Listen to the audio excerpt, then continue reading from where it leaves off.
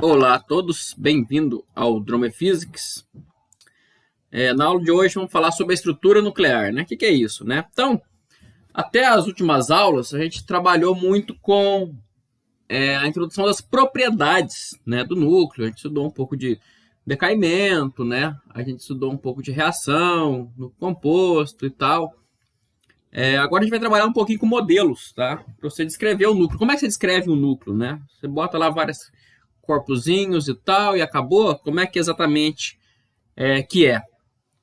Tem vários modelos, né? Qual que é o problema, né? O problema é que, por exemplo, a gente está acostumado com o eletromagnetismo, que é uma ciência fundamental. O eletromagnetismo ele tem uma estrutura fechada, né? A gente sabe a teoria eletromagnética e sabe aplicar ela para tudo que envolve. Alguns casos são muito difíceis, né? Por exemplo, estudar uma ligação de uma molécula complexa só com eletromagnetismo básico. Isso é muito difícil, né? Então, a química, né, acaba ajudando ali e tal. Aqui no eletromagnetismo a gente não tem. Aqui no eletromagnetismo não. Aqui na física nuclear a gente não tem nenhuma teoria fechada, tá? Nenhuma teoria fechada. Então a gente tem que sempre basear em modelos. E como na química, né, a física nuclear é parecida com a química nessa característica. Assim como acontece na química, você tem regras que nem sempre funcionam. Você tem exceções, né? Todo modelo tem exceção, né? A menos que seja uma ciência fundamental, igual ao eletromagnetismo, que tem a lei de Coulomb, que fala uma carga atrai outra carga, uma força proporcional às suas produto das massas e inversamente proporcional ao quadrado da distância. Isso não tem regra. Isso não tem exceção, melhor dizendo. Isso é a regra e acabou. Quando você lida com modelos que não é fundamental, você sempre tem exceções, tá? Porque seu modelo é limitado, tá? Então, esse é o grande problema, né? Então, vamos escrever assim. A física nuclear lida com modelos empíricos, né? Empíricos é que vem da observação. A física nuclear não possui uma teoria fechada como o eletromagnetismo. Portanto, lida com modelos empíricos, né, que possuem aplicações limitadas, tá? Então, todo modelo tem a sua validade. Os modelos são muito bons, valem para muitas coisas, mas ainda são modelos. Vai chegar um ponto que ele vai deixar, né, de valer. Se você acredita que ele não deixa de valer, que aquilo ali realmente representa a natureza, né? A física da natureza em nível fundamental, então ele é uma teoria, né? Se ele é só um modelinho, igual o atrito. O atrito é um modelinho. Na verdade, o que está acontecendo ali? A interação eletromagnética é de altíssima complexidade, né? Então, a física nuclear não tem nenhuma teoria fechada. Então, como que a gente obtém esses modelos? A gente obtém basicamente de espalhamentos, né? Elásticos e inelásticos, né? Então, modelos são construídos a partir de espalhamentos elástico e inelástico, né? Lá você obtém várias propriedades, né, para explicar o que você observa, né? E também do deuteron, tá? O que é o deuteron? O deuteron é núcleo de hidrogênio pesado, né? É um próton e um nêutron. Só isso. Só um próton mais um nêutron. Por que o deuteron é muito útil para estudar a física nuclear? Porque não existe em física nuclear nenhum sistema mais simples, né? Qual é o sistema mais simples que você pode ter? É uma partícula interagindo com outra. Só duas partículas interagindo, né? Duas cargas pontuais em Coulomb. É o caso mais simples possível. Então, o caso mais simples possível na física nuclear é o deuteron. Então, a gente estuda muito o deuteron para tentar entender a natureza fundamental do que está por trás, né, da física nuclear. Tem vários níveis de citação do deuteron. A gente consegue estudar variação do spin e tal, né? Então, é assim que se constrói os modelos, através de fenômenos de espalhamentos, né? E estudando excitações, né? O que está acontecendo quando você perturba o deuteron. Porque se você deixar o deuteron paradinho, ele fica paradinho. Então, você tem sempre que perturbar o sistema. Beleza? Então, qual é o primeiro modelo que eu vou falar da física nuclear? é o modelo da gota líquida incompressível, tá? Então, o modelo da gota líquida incompressível, tá? Então, esse modelo fala que o núcleo atômico... Ops, fiz errado, é esse aqui que eu quero. Esse modelo diz o seguinte, diz que o núcleo atômico ele se comporta mais ou menos como uma gota de água, tá? Então, é uma gotinha de água e cada nucleon dentro do núcleo é como se fosse uma molécula dentro da água, né? Então, tem várias moléculazinhas, né? Então, forma uma gota, tá? Uma gotícula, talvez uma gotícula seja até uma tradução melhor, tá? É uma gotícula, né? Então, você tem uma gotícula de água e a gente considera que o núcleo se comporta mais ou menos parecido. Então, pode pensar, por exemplo, pensa numa gota d'água. Ou melhor, pensa num punhado de água botada numa bexiga. Então, esse também é um bom modelo, só que depois você vai ter que tirar essa bexiga, né? Então, se tiver lá água, né? Você estoura essa bexiga, por exemplo, no espaço, para a gravidade não fazer tudo cair. Então, você teria a água, ela ficaria ligada, tá? A água formaria um sistema ligado pela tensão superficial da água, né? Então, quais seriam as propriedades, né, que essa água tem e que também o núcleo atômico tem, né? Se você apertar a água, né, ela deforma, né? Por exemplo, você pegou uma gota e apertou ela assim, né? Então, ela vai, onde você está apertando, ela deforma, mas nunca muda o volume, tá? Então, o volume fica constante. Claro que o volume fica constante porque isso significa ser incompreensível, né? Então, volume constante. A gente já viu, já falei, né, no espalhamento elástico, né? Quando eu comecei a falar assim, a partir dessas distâncias tem diferenças do espalhamento de Coulomb, né? Que o núcleo ele tem uma densidade constante. A água também tem uma densidade constante, né? Você nunca vai pegar 1 litro de água e comprimir essa água e fazer essa água virar meio litro de água, né? Isso que é volume constante. Se você botar água em diversos compartimentos diferentes, ela muda a sua forma geométrica, mas nunca o volume. A água é incompreensível em boa aproximação, é difícil comprimir a água, tá? A matéria nuclear é a mesma coisa. Você aperta o núcleo, ele acontece isso, né? Ele deforma, porém nunca muda seu volume. Mais do que isso, se você apertar bastante essa gotícula d'água, né? Pensa numa água ali uma gotinha d'água num pedaço de vidro, né? Você pode ir lá e apertar essa água e ela pode se quebrar, né? Virar 2 gotinhas de água menor, né? Mas o volume dos dois somados dá sempre o volume original, né? Então, ela pode se quebrar. Ou, se você pegar 2 gotas de água, aproximar uma da outra, isso também é um experimento legal para você fazer, né? Todo mundo já deve ter feito isso com bolhas de sabão e tal, né? Aproximar uma gotinha de água da outra, elas se juntam e se fundem, né? Então elas se fundem, tá? Então existe a fusão aqui, deixa eu tirar esse N. Existe essa fusão, 2 gotinhas de água juntando, vira uma gota maior. Se você apertar a gotinha de água, ela se quebra, isso aqui é chamado de fissão. Todas essas coisas acontecem também com o núcleo atômico, né? Você pegar o núcleo atômico, em boa aproximação, ele funciona assim.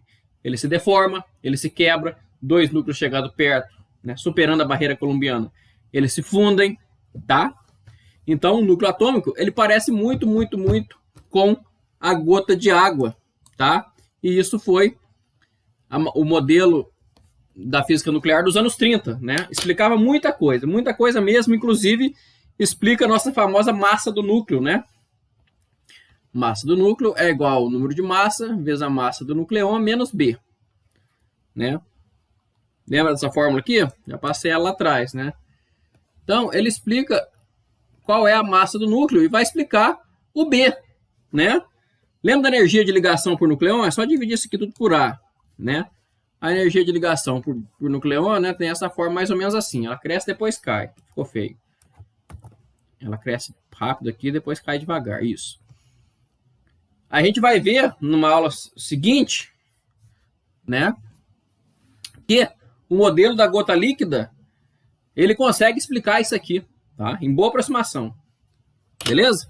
Então, a gota líquida, ela explica a energia de ligação, a massa do núcleo e tem essas propriedades, né? Muito parecido, então você pode pensar no núcleo assim, tá? Se você quiser imaginar como funciona, como é um núcleo atômico, muita gente pensa no núcleo atômico por causa do experimento de Rutherford, né? Como eu falei, que deu um tiro é igual ser repelido por uma folha de papel, mas o núcleo atômico funciona em boa aproximação, né? Como sendo uma gota d'água, tá? Uma gota d'água incompreensível. Belezinha?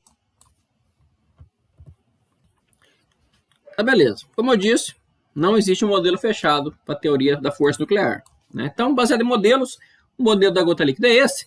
Porém, se você começar a ter estados excitados, né, altas excitações, ou melhor, médias excitações, você não consegue explicar mais pelo modelo da gota líquida, né? E também o modelo da gota líquida apresenta alguns problemas. Depois a gente vai falar também sobre os problemas da curva de energia de ligação por nucleon, né? Isso aqui é a curva de energia de ligação por nucleon, B sobre A, em função de A.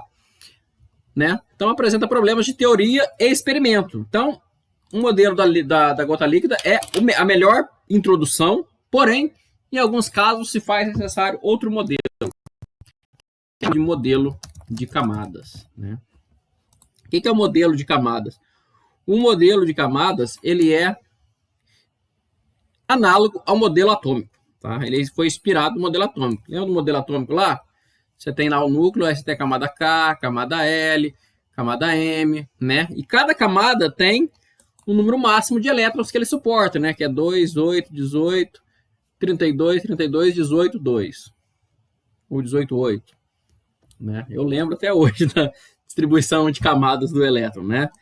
Então, no núcleo também se acredita que pode ser explicado muitas vezes por camadas, né? Então, modelos que têm camadas completas, igual do átomo, né? Átomos que têm camadas eletrônicas completas, o que eles são, né? O átomo que tem só 2 elétrons, qual que é? É o hélio, né? É o chamado de gás nobre, né? O que os gás nobres têm de diferente? Eles não se interagem muito, eles são inertes. Por quê? Porque eles são mais estáveis, tá? Aqui a gente não vai falar muito de interação do jeito que a gente fala em química, a gente fala de estabilidade, né? O que significa isso? O gás, e vale também para a química, tá? O hélio, ele se interage muito pouco, porque o estado fundamental dele, ou seja, o estado de maior ligação, já é o estado dele sozinho, né? Ao contrário do hidrogênio, o hidrogênio só tem um elétron, né? Então, o estado de menor energia do hidrogênio não é mais ele sozinho, é ele se juntando, por exemplo, com outro elétron, com outro hidrogênio, formando a molécula de H2, né? Então, uma molécula de H2 é mais estável que a molécula de H, que o átomo de H, né? Então, H2 é mais estável, ou seja, ele é mais ligado, né? É mais difícil desmontar uma molécula de H2 do que simplesmente deixar o H sozinho, né? Então, chegar o H perto do outro H, o hidrogênio perto do outro, eles vão se unir, provavelmente vão emitir um fóton de baixíssima energia, porque não está em escala atômica, né, que é muito menor que a escala nuclear. Então, vai emitir um fóton de baixíssima energia, mas vai formar um estado mais ligado. Né? O hélio, o estado mais ligado dele, é ele sozinho. Tá? Por isso que ele não se interage. No caso da física nuclear, coisas parecidas acontecem. Se a gente tiver um certo número de prótons ou de nêutrons, né, formando o chamado de números mágicos, depois a gente vai falar isso mais calma, né, que seria análogo a essas camadas, eles também são mais estáveis. O que significa ser mais estáveis? Né? São mais inertes e, principalmente, eles têm um B sobre A maior, né? Maior do que a média, né? Então, isso foi um dos motivos que nos levou a criar o modelo de camadas, porque o modelo da gota líquida prevê um B sobre A diferente do que o B sobre A em alguns átomos específicos, tá? Então, em alguns números mágicos, que a gente chama, né? Ou seja, alguns valores de Z e de N, a energia de ligação por nucleon é maior, ou seja, o átomo fica mais estável, tá? Então, é completamente análogo ao modelo de camadas atômicas. A gente pode considerar que tem várias camadas aqui, né? E cada camada tem um número máximo de componentes, né? 2, sei lá, 8, né? Então, se eu tiver dois prótons e 2 nêutrons, e nessa de cá eu tiver mais 8 prótons e 8 nêutrons, por coincidência, isso aqui dá 20. E 20 é um número mágico. A gente vai ver que o átomo que tem um A igual a 20, contendo 10 prótons e 10 nêutrons, ele é mais estável do que seus vizinhos, bem mais estável que seus vizinhos. Então a gente pode considerar um modelo de camadas para o núcleo atômico, tá? E o modelo de camada para o núcleo atômico é muito parecido. Você pode pensar igualzinho. Você pode pensar que tem vários nucleons lá. Você tem um próton e um nêutron na primeira camada orbitando. Aí na segunda camada você tem outros prótons e outros nêutrons, né? Então ele é completamente análogo ao modelo de camadas da química, né? Do átomo, o modelo de camadas eletrônicas, né? Então ele funciona muito bem, né, para explicar desvios da energia de ligação por nucleon, que a gota líquida não explica, tá? Mas ele também tem problemas, né? Ele não consegue explicar, por exemplo, estados de alta excitação, tá? Quando o nível de energia do núcleo, né? O núcleo atômico passa a ter um estado muito excitado. Por exemplo, ele sai do estado fundamental, que é 0, e entra num estado que tem 10 ou 20 MeV, né, de excitação, emite fótons de altíssima energia, né? Então o modelo de camadas também não funciona nesse caso. Aí a gente tem outros modelos, que é modelos de excitação coletiva, né? Então a gente, de vez de considerar os nucleons individuais, a gente tem que considerar movimentos de vários nucleons ao mesmo tempo. São modelos mais complexos e também são mais limitados, né? Mas o modelo de camadas e o modelo da gota líquida, eles são muito bons, tá? Para escrever as propriedades básicas do núcleo. Mas, se vocês perceberem, né, eles são modelos muito distintos conceitualmente. Um é uma gota d'água. Pensa na gota d'água lá, cada molécula na água é um nucleon. O outro é um modelo de camada análogo do átomo, né? Então você tem que pensar num átomo, tem vários nucleons, só que com nucleons, né? Vai ter vários nucleons orbitando o centro ali, né? Então, uma gota com os nucleons parados e um modelo meio planetário para o núcleo são conceitualmente distintos, né? E ainda é um desafio da física, tá? Então a física quer saber como conciliar esses dois modelos de maneira conceitual, tá? Não sabemos ainda, né? Sabemos que se você está em estados relativamente simples, o modelo de camadas é melhor, em outros o modelo da gota líquida é melhor, né? Mas são dois modelos bons que prevêem bastante coisas, tá? Então, esses são os modelos os dois modelos básicos da física nuclear, tá? Depois a gente vai falar lá na frente de estados excitados e excitação coletiva, mas esses são os dois modelos básicos. Então, você pode escrever o núcleo como uma gota líquida, tem vantagens e desvantagens, ou você pode escrever o núcleo com camadas exatamente análogas às camadas dos elétrons, K, L, M. Também tem números que fecham essas camadas, e quando as camadas estão fechadas, o núcleo é mais estável. Tá bom? Então, essa é uma aula bem conceitualzona, né? Depois da próxima aula vai ser mais curtinha, falar só sobre algumas propriedades da matéria nuclear quando a gente estuda principalmente o deuteron. Lembra que eu falei do deuteron? Um próton e um nêutron? Vamos ver o que o estudo do deuteron nos revela, beleza?